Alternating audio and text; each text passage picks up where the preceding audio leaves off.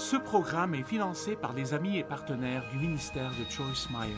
Si vous voulez avoir un flux régulier de joie dans votre vie et la paix qui n'est même pas logique, vous devez apprendre comment croire ce que vous ne pouvez pas voir, plus que vous croyez ce que vous pouvez voir.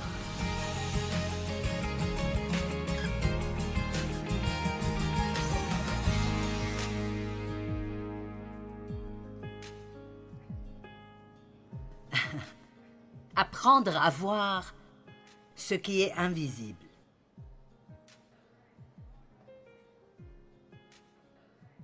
Paul parlait de cela tout le temps. Et il a dit, avec tous les problèmes et les tribulations qu'il a eues, la raison pour laquelle ça ne le dérangeait pas et qu'il ne regardait pas ce qui était visible, mais sur ce qui est invisible. Quand vous avez un problème, au lieu de juste regarder le problème, vous pourriez y penser et voir avec vos yeux spirituels ce que Dieu est dans le processus de faire avec votre problème. Nous sommes si habitués à ne croire que ce que nous voyons, et si nous ne voyons pas Dieu faire quoi que ce soit, alors nous assumons qu'il ne fait rien. Mais quand vous voyez ce que Dieu a fait, ce n'est que le résultat de ce qu'il faisait depuis le début. Et maintenant, tout d'un coup, vous le voyez. Quelque chose qui m'a aidé à travers ces dernières années est que si je commence à être découragée parce qu'il semble que je prie pour quelque chose depuis trop longtemps sans réponse, au lieu d'être déprimée, j'ai appris à dire, et j'essaye de le dire à haute voix, Dieu travaille. Si vous pouvez croire que Dieu travaille, même si vous ne le voyez pas ou vous ne le ressentez pas, la Bible dit que tant que nous croyons, Dieu continue à travailler. Donc dites, Dieu travaille dans ma vie. Maintenant dites ceci, Dieu travaille sur mon problème. Dieu travaille sur ceux que j'aime qui ne sont pas sauvés. Allez.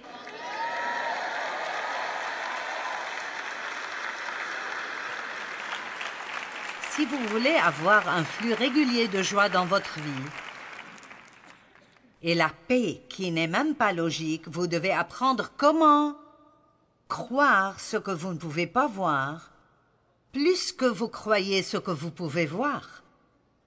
Nous avons ce privilège. 2 Rois chapitre 6, versets 15 à 17. Le serviteur de l'homme de Dieu se leva de bon matin et sortit. Et voici une troupe entourait la ville avec des chevaux et des chars.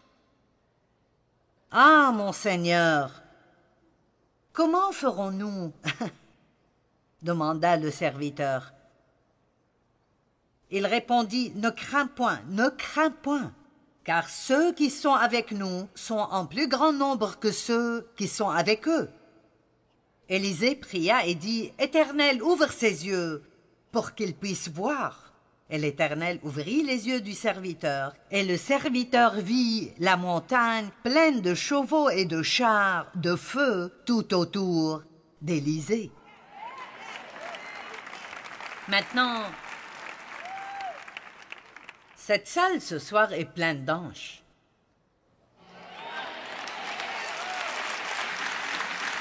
Mais tout ce dont nous ne prenons pas conscience, nous le manquerons.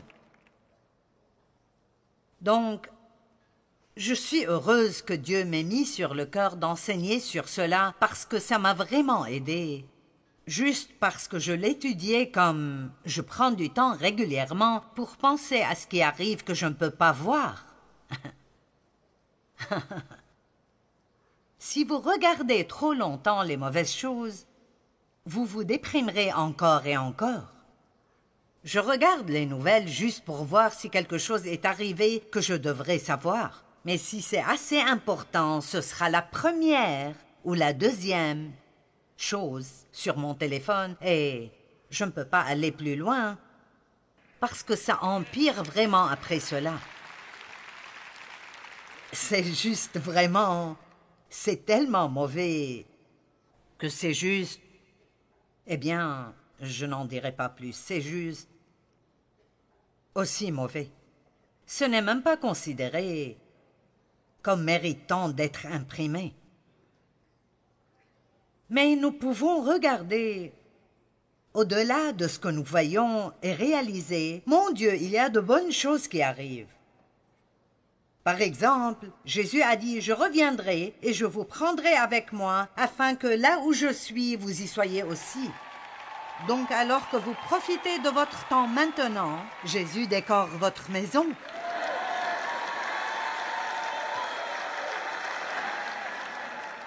Et il connaît votre goût spécifiquement et parfaitement. Amen. Dieu fait tellement de choses dans toutes nos vies. Si vous êtes un croyant et vous parlez à Dieu, il fait tellement de choses dans votre vie. Et si vous n'avez pas encore vu le résultat final, ça ne veut pas dire que Dieu ne fait pas des choses. Et je sens vraiment que Dieu voulait que je fasse un effort pour faire passer ce message aux gens, pour que vous arrêtiez de vivre d'après ce que vous voyez et vous ressentez. Vous allez vous enthousiasmer quand vous réalisez que les anges sont avec vous partout où vous allez. Et vous savez quoi? Les anges de Dieu ne sont pas de petits bébés avec des ailes sur le dos. C'est pitoyable parfois comment les gens dans le monde essayent d'affaiblir les choses de Dieu. Nous n'avons pas de petits bébés anges avec de petites ailes qui batifolent autour de nous. Ces anges de Dieu effrayeront probablement une personne normale, tout carrément. Jésus est ici ce soir.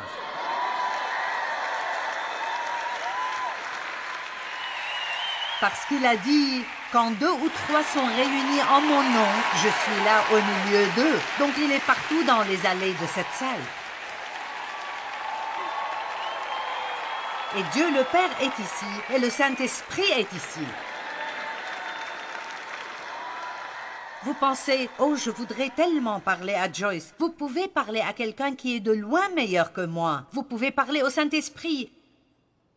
Et il est ici pour servir chacun de vous individuellement. Il sait exactement ce qu'est votre situation. Et quoi que je prêche, il peut en tirer quelque chose qui vous touchera le cœur si vous restez dans la foi avec un cœur ouvert.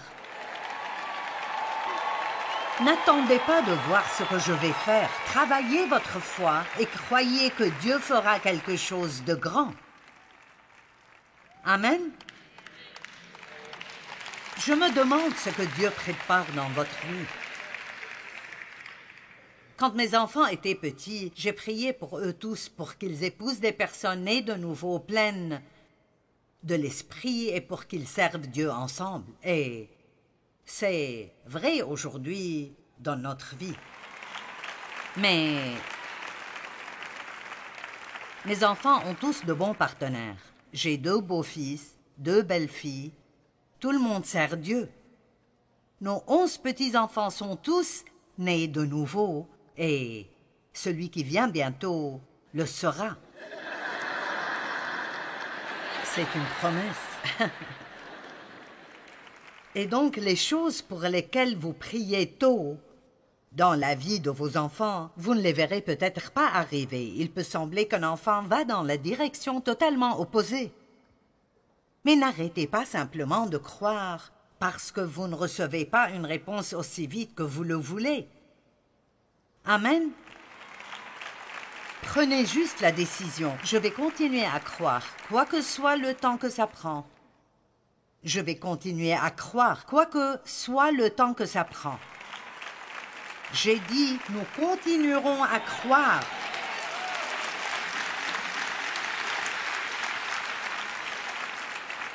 Croire ne nous coûte rien du tout. Et vous serez beaucoup plus contents si vous croyez. Amen.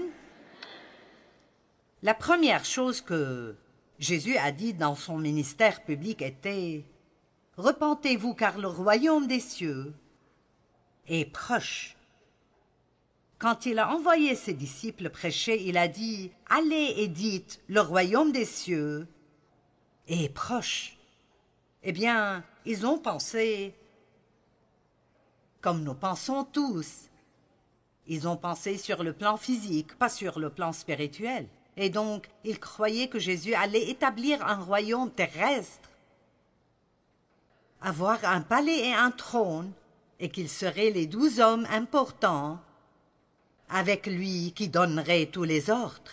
Et ce n'était pas ce dont il parlait du tout.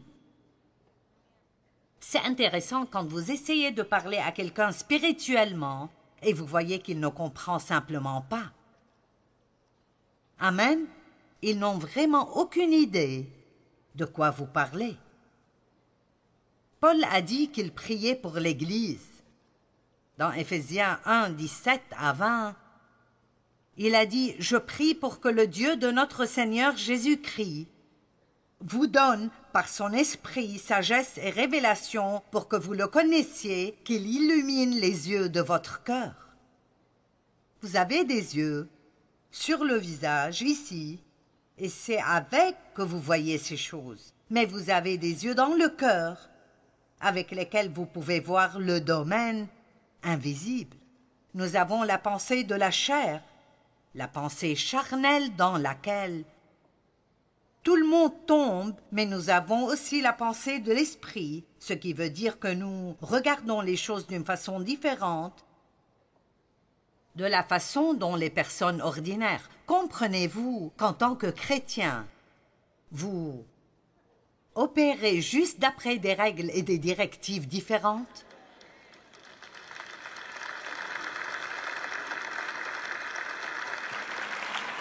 Peut-être pas tellement. C'est pour cela que nous sommes là.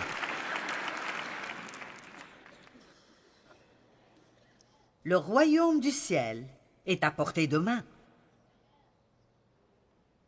Il y a un véritable royaume qui vit autour de nous, mais il est invisible pour nos yeux naturels. Cependant, il n'est pas invisible pour nos yeux spirituels. Vous voyez, je sais... Ceci va plus loin que de juste croire. Je sais que Jésus est mort pour moi. Et je sais qu'il est ressuscité d'entre les morts et qu'il siège à la droite de Dieu le Père. Je sais cela. Je ne l'ai jamais vu. Mais je donne ma vie entière. Ma vie entière, la seule que j'ai, je la donne. Je donne ma vie entière à cette croyance en quelque chose que je ne peux pas voir de mes yeux naturels, parce que je vois cela si clairement dans mon cœur, parce que je sais ce que Dieu a fait dans ma vie. Allez!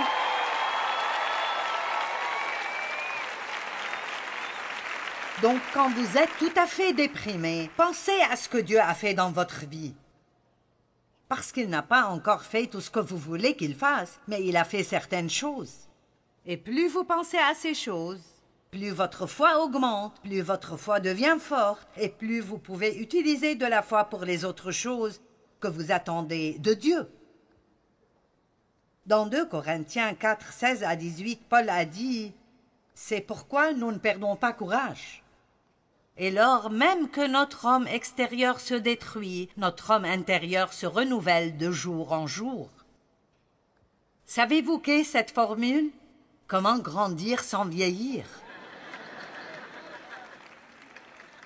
Amen.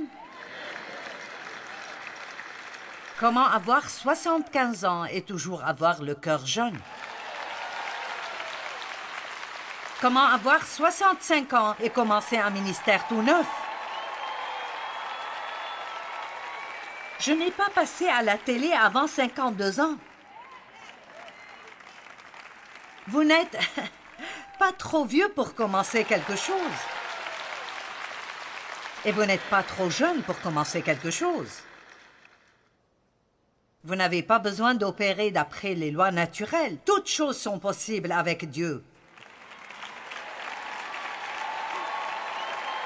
Et ce n'est pas juste une écriture joyeuse, c'est un fait. Toutes choses sont possibles avec Dieu. Ce qui est impossible pour l'homme est possible pour Dieu.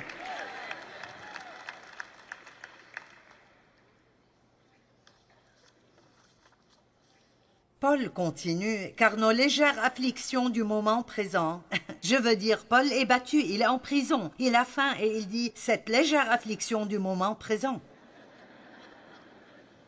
Et vous savez, voici un autre grand problème que nous avons.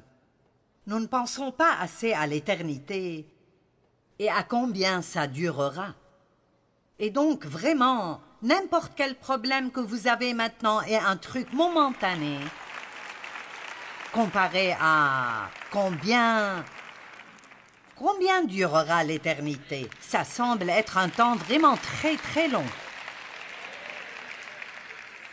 Et ceux d'entre vous qui sont des croyants nés de nouveau, vous vivrez pour toujours dans un bon endroit. Tout le monde vivra pour toujours, mais pas tout le monde vivra au bon endroit.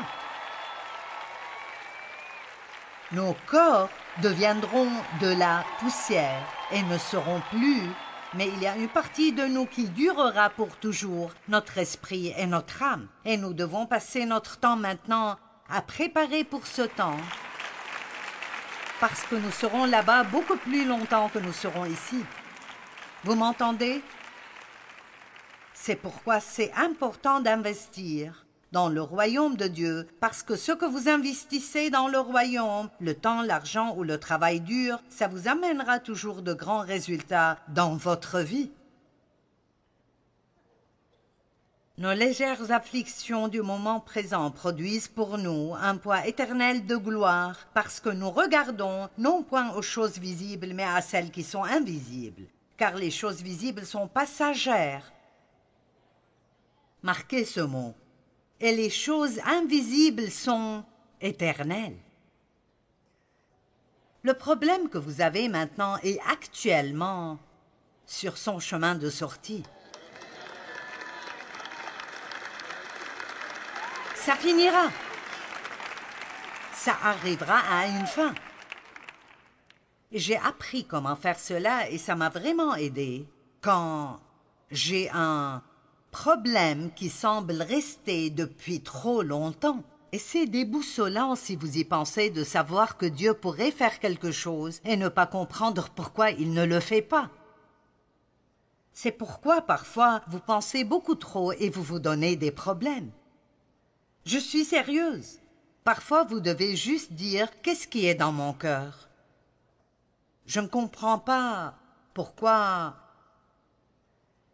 j'ai toujours ces problèmes et pourquoi Dieu ne m'a pas encore guéri de cette maladie, mais je sais qu'il m'aime. Je sais que je suis sauvée. Je sais que je vais au ciel. Pensons à ce que nous savons et ne nous perdons pas à cause de ce que nous ne savons pas. Et le diable aime venir et nous faire penser à des choses, et plus nous y pensons, plus elles nous rendront confus. Je vous donne un exemple. Je lisais dans la Bible et j'ai commencé une nouvelle Bible, donc j'ai commencé à la Genèse. Et j'ai vu que Adam et Ève avaient 2 enfants, Caïn et Abel. Caïn s'est rebellé et a tué Abel. Et il s'est enfui à une terre appelée Nod et il a épousé une femme. La première pensée que vous avez est d'où vient cette femme? Maintenant, il y a un monde plein de personnes qui arriveraient là et jetteraient le livre à la poubelle parce qu'elles ne peuvent pas le comprendre mentalement, d'où est venue cette femme. Donc, j'ai fait un peu de recherche juste pour voir certains commentaires. Et un gars avait une belle réponse. Il a dit « Il n'y a rien qui nous dit quel âge Caïn et Abel avaient quand Caïn a tué Abel. » Adam a vécu plus de 900 ans. Ils avaient peut-être 700 ans. Et ce gars a calculé que Pendant ce temps, Adam et Ève auraient pu avoir beaucoup d'enfants. Si Dieu ne les a pas mentionnés, ça ne veut rien dire. Et il a dit, il aurait pu y avoir 32 000 personnes sur terre en ce temps. Ne disons pas, je ne comprends pas cela. La Bible dit juste une chose à un endroit et une autre autre part. Arrêtez de penser aux choses que vous ne comprenez pas et accrochez-vous à ce que vous savez. Et les choses que vous ne comprenez pas, faites confiance à Dieu avec. Vous savez juste, je n'abandonne pas ma foi. C'est tout ce que j'ai et je ne l'abandonnerai pas pour quelque chose que je ne comprends pas.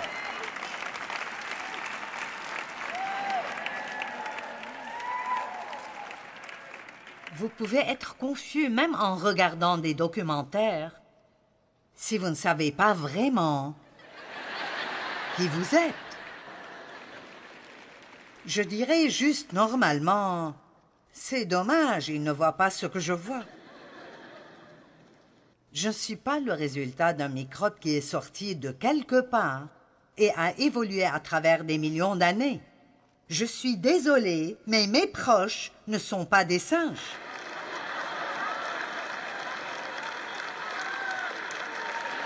Les gens sont juste perturbés. Si vous pensez que vous êtes un accident, une sorte de Big Bang, et vous voilà des millions d'années plus tard, alors ça ne vous donne aucune valeur. Mais si vous savez que vous avez été créé par Dieu et qu'il a un objectif et un plan pour vous, vous dites, mais ils peuvent prouver l'évolution, on ne peut pas prouver Dieu. Non, l'évolution est une théorie. Et il l'appelle une théorie. Et je vous dis quoi? Je ne suis pas la personne la plus intelligente, mais je préfère être insensé pour Christ.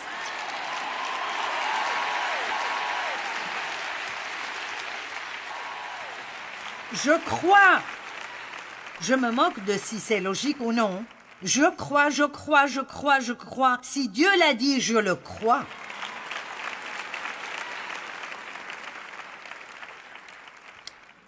Même les pensées opèrent dans ce monde spirituel. Les choses que vous pensez, vous ne pouvez pas les voir, mais elles affectent votre vie. Les paroles sont spirituelles. Vous pouvez les entendre, mais vous ne pouvez pas les voir. Et les mots que nous disons affectent beaucoup nos vies et nos avenirs. Je pensais à cela l'autre jour. Je ne me fatiguerai jamais d'enseigner à propos de la puissance de nos mots parce que, qu'importe combien nous l'avons entendu, notre bouche est toujours notre plus grand problème. Amen.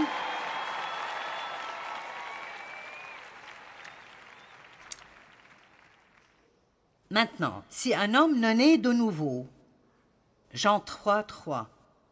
En vérité, je te le dis, si un homme ne naît de nouveau, il ne peut voir le royaume de Dieu. Vous ne pouvez pas le voir. Si vous priez pour un non-croyant, dites « Seigneur, ouvre les yeux de leur cœur ». Parce qu'ils sont juste trompés, ils ne le voient pas. Ils ne le comprennent pas parce que Satan a aveuglé les yeux des non-croyants pour qu'ils ne puissent pas voir le royaume de Dieu. Donc la seule façon de voir le royaume est d'être né de nouveau. La prochaine fois que vous vous sentez stressé ou inquiet, rappelez-vous, il y a un royaume invisible, le royaume de Dieu. Et même si vous ne le voyez pas travailler, je vous assure qu'il travaille.